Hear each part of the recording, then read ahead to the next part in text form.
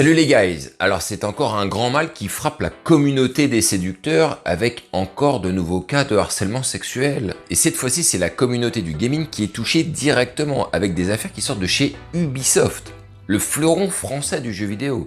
Vous avez qu'à taper sur YouTube, Google, vous verrez, il y a tout un tas de choses que vous allez trouver, vous allez voir, c'est assez énorme. Alors là-dedans, il y a quand même un petit truc qui me fait rigoler, c'est que je vois les streamers, les journaux de jeux vidéo qui disent que, oh là là, que se passe-t-il?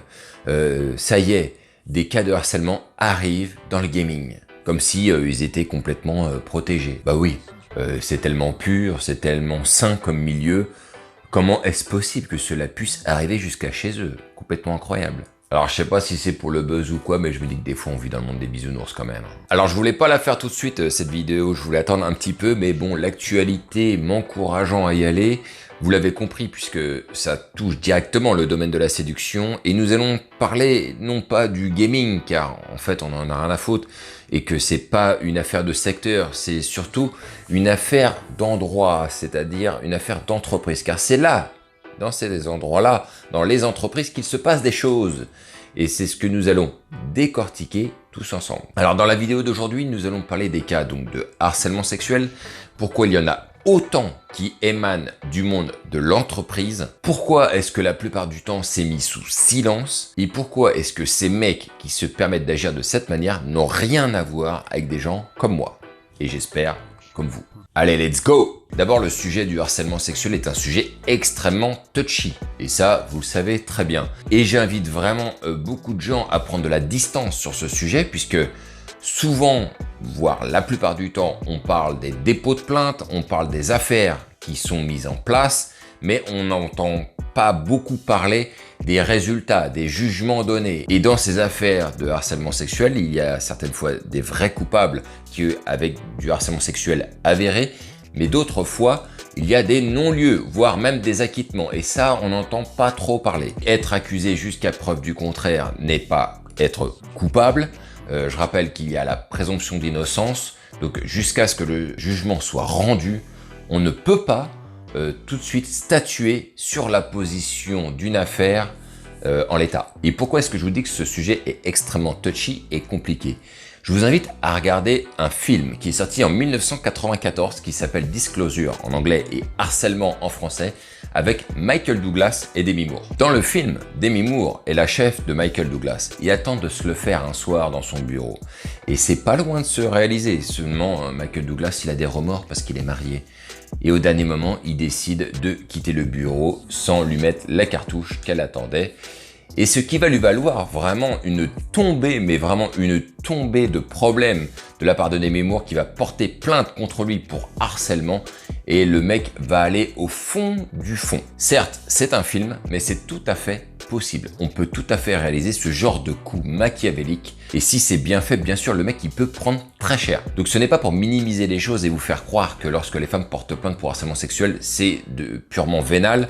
Non, non, non, ce que je veux juste dire, c'est qu'il faut prendre du recul, faire très attention et attendre que les jugements soient rendus, puisque on ne sait jamais. On va donc décortiquer ce sujet du harcèlement sexuel dans le monde de l'entreprise en 3 étapes. La première, c'est la vie des hommes en entreprise. Le deuxième point, c'est leur position et leur pouvoir dans la société. Et pour finir, pourquoi est-ce que quelqu'un comme moi est à des années-lumière de ce type de profil dont nous allons discuter, et j'espère vous aussi. Et on va démarrer avec le premier point qui est la vie des hommes en entreprise. Et donc, pour aller à la genèse de l'explication de ces profils, n'oubliez pas que la plupart des hommes ne font pas beaucoup de rencontres dans leur vie. Et je sais très bien, et faut pas me la faire, qu'il y a beaucoup de mecs qui sont prêts à sauter le pas, si ce n'est déjà fait, pour une belle partie de jambes en l'air, alors qu'ils sont mariés, voire même déjà en main. Et sachant que l'on passe à peu près 80% de notre temps éveillé, j'entends bien, de notre temps en entreprise, il est facile de comprendre que les tentations existent. D'ailleurs, et l'on sait qu'il y a d'innombrables histoires avec des baisses dans les chiottes, dans les bureaux et que sais-je. Maintenant, je vais attaquer le deuxième point qui est la position des hommes en entreprise et leur pouvoir. Et tu l'as remarqué, la majorité du temps, ces histoires concernent des gens qui ont un certain pouvoir dans l'entreprise, voire qui sont des cadors dans leur milieu. J'ai jamais entendu, à ma connaissance, des plaintes de harcèlement déposées à l'encontre de Michel qui nettoie les bureaux tous les soirs en fin de journée. Et dans le cas d'Ubisoft, On va parler notamment d'un gars qui, je cite dans un article, « Celui à qui l'on attribue les lauriers des franchises Star, Assassin's Creed et Watch Dogs, et qui a le comportement le plus toxique de toute l'entreprise. » C'est-à-dire que le mec, il a contribué à faire exploser des franchises, le mec, il a de l'or en barre dans les mains. Il a fait gagner des millions à l'entreprise. C'est pas n'importe qui. Par contre, ce qui est hallucinant, c'est ce que nous disent les RH du siège, qui nous disent ensuite « Il est malin parce qu'il navigue sur une ligne de crête, tout le monde le sait, le connaît pour ça, il est même valorisé pour sa toxicité. » Et c'est quelque chose qui revient très souvent. Tout le monde le sait, y compris les RH, qui sont normalement les gardiens du temple. Le plus hallucinant, c'est après tous ceux qui font les étonnés. Bon, on ne savait pas, non, on n'est pas au courant. C'est la première fois que j'entends quelque chose à propos de lui, vraiment, je suis surpris. Et pour en revenir au pouvoir des hommes dans l'entreprise, ne t'inquiète pas que si un mec est très très fort dans ce qu'il fait dans un domaine, qui fait gagner par exemple des millions, comme là c'est le cas pour le cas d'Ubisoft, voire qu'il a des dossiers très très lourds sur l'entreprise même, t'inquiète pas qu'il sera couvert sur beaucoup de choses et qu'on fermera les yeux. On n'a pas envie que le mec se barre, on n'a pas envie de se séparer de quelqu'un qui soit apporte beaucoup, soit peut causer beaucoup de tort. Et t'inquiète que le mec l'a compris, il sait qu'il a un statut de privilégié, voire même intouchable, et qu'il en joue. Et ce qui est marrant, pour l'avoir vu de mes yeux, c'est que ces mecs ont à chaque fois le même type de profil.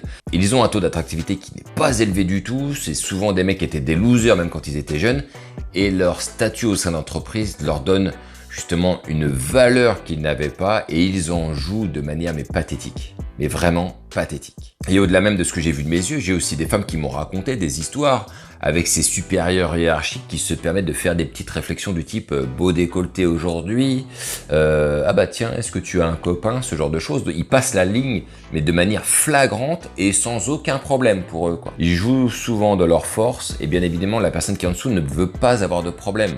Ça peut être des stagiaires, hein, ça peut être des employés, mais personne n'a envie de perdre son travail. Et donc, dès l'instant que le mec transgresse les règles, la personne, elle, qui reçoit ça, se trouve en mauvaise position parce qu'elle est dans l'embarras sur la manière de répondre et d'agir face à lui. Car, tout le monde le sait, ça peut mal se finir. Et ce qui fout la pagaille dans tout ça, et le mec est conforté dans l'idée qu'il va pouvoir choper grâce au statut qu'il projette parce que, d'une part, ça peut attirer des femmes, et il en a certainement eu les exemples, il a certainement réussi à coucher avec des femmes juste parce qu'il dégage au niveau de son statut hiérarchique au sein de l'entreprise. Et ce qui fout la pagaille dans tout ça, c'est que ces mecs ont déjà eu des plans baisse grâce au statut qu'ils projettent aux femmes. Car, je vous l'ai déjà dit, le pouvoir attire. Donc ça leur est arrivé de matérialiser suite à la projection qu'ils ont d'eux-mêmes vis-à-vis des autres grâce à leur posture dans l'entreprise. Mais il y a un deuxième point qui fout la merde en même temps. C'est que certaines femmes vont pas hésiter à utiliser ce qu'elles ont, c'est-à-dire elles-mêmes, pour miser sur une avancée de poste, pour avoir une bonne position au sein de l'entreprise. Et bon, pour certaines, bah écoute, une petite pipe ou une petite baise, bon, qu'est-ce que ça peut faire, hein, vu que derrière, il y a un gap financier à la clé. Oui, ça arrive, les gars, ça arrive. Alors pourquoi est-ce que je dis que ces mecs sont à des années-lumière de gens comme moi? Eh bien, c'est hyper simple, tu vas le comprendre. Là où ces mecs ne capitalisent que sur leur position au sein de l'entreprise, moi, j'ai décidé de faire autre chose, et c'est-à-dire de travailler sur ma manière d'être plus séduisant de manière globale. Partout où je vais, je peux utiliser justement ce que je projette car j'ai travaillé dessus, et donc pouvoir séduire des femmes en dehors du monde de l'entreprise et partout où je vais sans aucune restriction et aucune limite. Ce qui fait une grande différence avec ces mecs, puisque ces mecs-là, tu leur enlèves leur posture au sein de l'entreprise, ça y est, c'est fini, ils sont plus rien, ils ne savent pas comment faire. Alors qu'un vrai séducteur en a rien à foutre de faire des rencontres dans l'entreprise et ne mise pas là-dessus. Il peut faire des rencontres partout, il sait les faire, il a travaillé dessus, il projette quelque chose de très agréable de manière globale, peu importe à l'endroit où il va, et c'est ça qu'il faut rechercher. Bon voilà les loulous, je vous l'avais dit, c'est un sujet extrêmement touchy. Je pense qu'on n'a pas fini d'entendre des cas de harcèlement sexuel se déclarer. Après, il va y avoir, je pense, un réajustement d'une part de la part des mecs qui vont à un moment donné comprendre qu'on ne peut plus faire comme dans les années 90 et demander à sa secrétaire de se baisser pour arroser les fleurs pour voir ce qui se passe en dessous la jupe. Je pense que le télétravail va mettre de la distance aussi là-dedans. Bon voilà, la semaine prochaine on reviendra très certainement sur des sujets plus légers hein, et un petit peu plus fun. Sur ce, moi je vous dis à la semaine prochaine et vive le game.